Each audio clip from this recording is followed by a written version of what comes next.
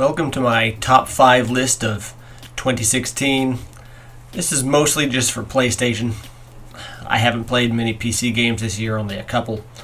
And I don't own any other consoles, so if you have a problem with this list, well, very likely you're going to have problems. Not only is this mostly just for PlayStation, but also I'm not a professional reviewer.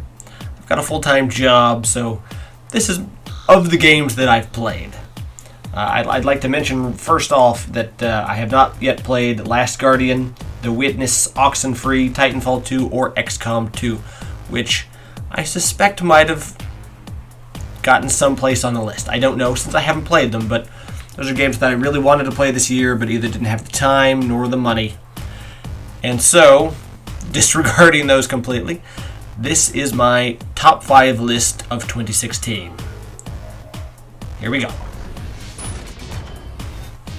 First up at the number 5 slot, we have Hitman. Now, while I did criticize the beta for, I think, throwing away some of the great aspects of Absolution, I realize a lot of people actually hated some of those aspects of Absolution. But overall, it was a good game. I don't think it was quite worth the full price. I got it on sale later on, and I waited until all of the episodes were out so I could play through them all at the same time. But it's fun. There's still multiple ways to finish everything, and they give you lots of side targets and things like that you can do. I didn't quite feel like, the international assassin that I did in Absolution, not having like the quick shot option. I felt like they didn't use the environment as well this time. I really liked, being able to kind of pull your hat down and walk past people maybe a little bit. I felt that kind of constricted things in ways, but overall, I did have a lot of fun with it. If you haven't checked out any of the Hitman games, I would definitely suggest you try it out. If you liked any of the old ones before Absolution, everyone says you should love this one.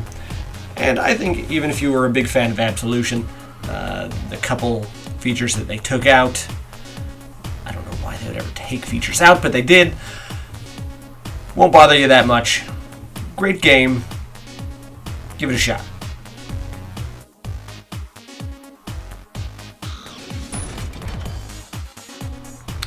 And coming in at number 4, this one might surprise or maybe piss off a lot of people. Uncharted 4: A Thief's End. Yeah, sorry, I thought that there were a few more better games than this. Don't get me wrong, this game is amazing. That's why it's on the list. That's why it's on number 4. I enjoyed it all the way through. Story, characters, it was just an exciting romp. I mean, it's living out Indiana Jones. It's what everyone expected from the game, and it was great. But I don't know, I've never really been able to get that into the combat. I've always kind of been like, oh god, there's another combat section here? Alright, fine. I just always wanted to get to the story, and I wanted to get to, exploring and climbing around and things like that. Maybe it's my old age and whatnot, but, I enjoyed the slower moments in the game, action-wise, the things that I actually had to do, and just watching a lot of the cutscenes and see how the story unfolds. But still, an amazing game. I kind of wish that there was a twist or two in there, and there wasn't. That's too bad, but a great way to end it. And I'm looking forward to the continuation of this ended series. Good job, and oh man, The Last of Us is coming too. Naughty Dog, I love you.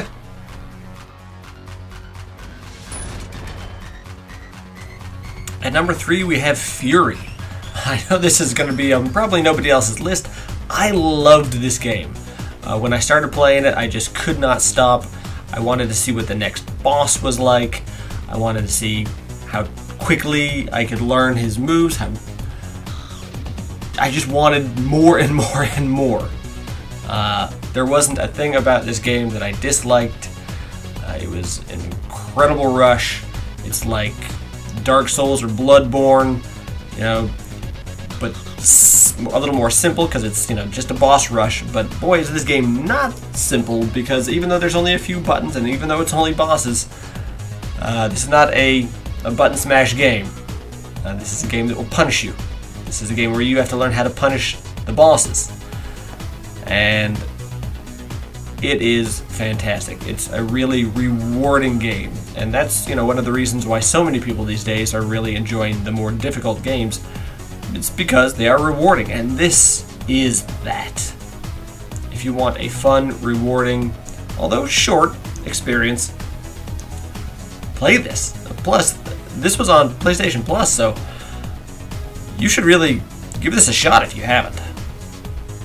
And even if somehow you miss it on PlayStation Plus, or maybe you're a PC fan and you're still watching this review, you need to play this. Absolutely. A ton of fun.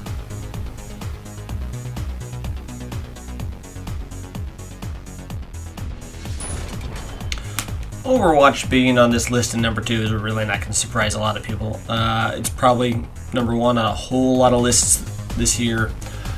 It is one of the best cooperative games, one of the best FPS games, one of the best team-based games around this year. It is so highly polished. They're continuing to come out with new stuff for it, new characters, skins, all kinds of fun stuff. They're doing seasonal things all the time. They're continuing to do balance changes. It is one of the best FPS of the year, hands down.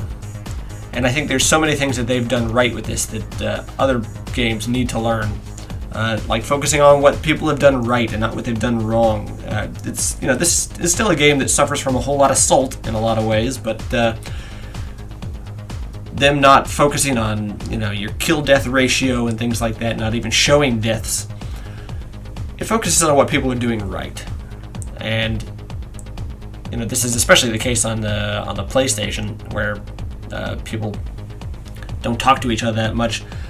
It's a fairly positive and rewarding community, and it's a ton of fun all the time. I'm still having a lot of fun with it, and you should too.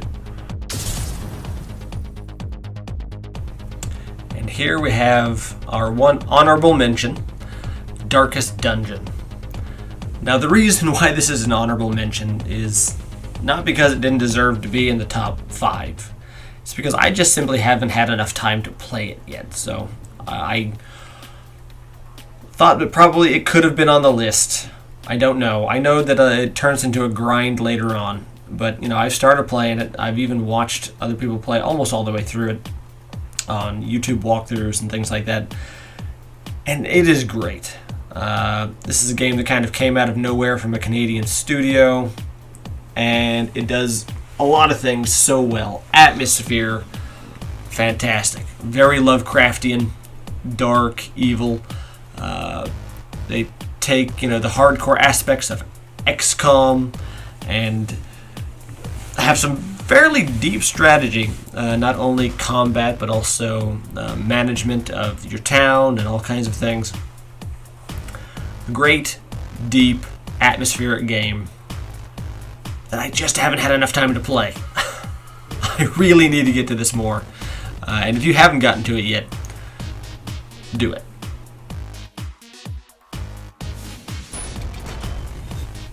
And my number 1 game this year, by a landslide, is Inside. Specifically, Playdead's Inside.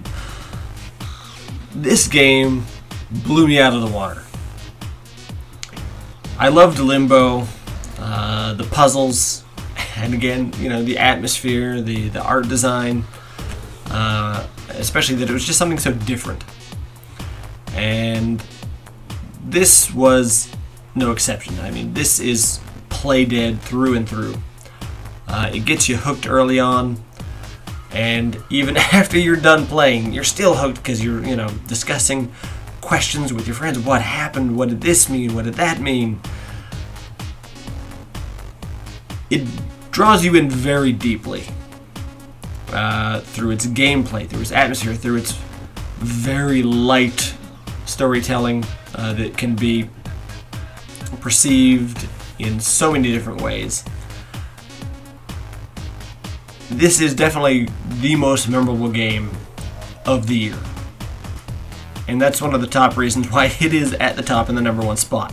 This game is memorable. This will not leave you. This is one of the few games that after, I beat it, I almost immediately went and did it again. Which is very rare for me these days. Partly that was because I wanted to see the alternate ending, which I always love when games or movies or anything has. I love to see alternate endings. And this one, I don't want to spoil too many things about this game. And that's one of the things that you should know, and one of the things I was glad that people had told me, that I had heard. You don't want to know too much about this game before you get into it. You would just want to kind of go in this with an open mind, not know too much about it, just play it and experience it fresh. And I'm telling you, if you do that, you will not regret it. It is so absolutely worth it. And I can't even tell you why completely until you have to play it and see it for yourself. It's one of those games. And, I had heard these same things. I had heard people say the same thing that I'm saying now. And I was skeptical. And I thought, well, they're really building this up. It's going to be hard to live up to, what they're saying. Well, boy, did it. And that's a rare feat for something to be built up and hyped up this much and to just completely live up to it. And maybe more so. This game was amazing.